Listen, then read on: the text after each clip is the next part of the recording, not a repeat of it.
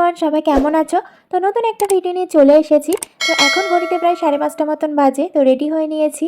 তো আমি আর অঙ্কিতা বেরিয়ে পড়েছি। তো আমরা এখন যাব পিফায় জগদ্ধাত্রী পুজোর ওখান থেকে দিদিকে ইনভাইট করা হয়েছিল। তারপরে এই যে আমি আর অঙ্কিতা বেরিয়ে পড়েছি। তো আমরা এখন গিয়ে চৌমাথায় কিছুক্ষণ অপেক্ষা করব, কারণ দিদিরা আসছে, ওরা এলেই একসঙ্গে চলে এসেছি। তো এবারে মেলার ভেতরের দিকে যাব।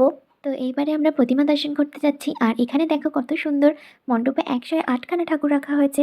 আর প্রতিটা ঠাকুরই দেখো কত সুন্দর, কত ভালো লাগছে দেখতে। আমি যেহেতু প্রথমবার জগদ্ধাত্রী পুজো দেখছি, তো আমার তো ভীষণই ভালো লেগেছে। তো তোমাদের কেমন লেগেছে অবশ্যই জানিও। আর এই হচ্ছে এখানকার জগদ্ধাত্রী মায়ের মূর্তি। দেখো কত মিষ্টি লাগছে মাকে। আর এই দিকটায় দেখো কত সুন্দর ছোট ছোট জিনিস দিয়ে ডেকোরেশন করেছে। আর এখানে হচ্ছিল এক্সিবিশন, দেখো কত ধরনের ফটো। তো ভিডিওটা আজকে এখানেই শেষ করছি। ভিডিওটা কেমন লাগলো সবাই জানিও। ভালো লাগলে লাইক কমেন্ট শেয়ার করো।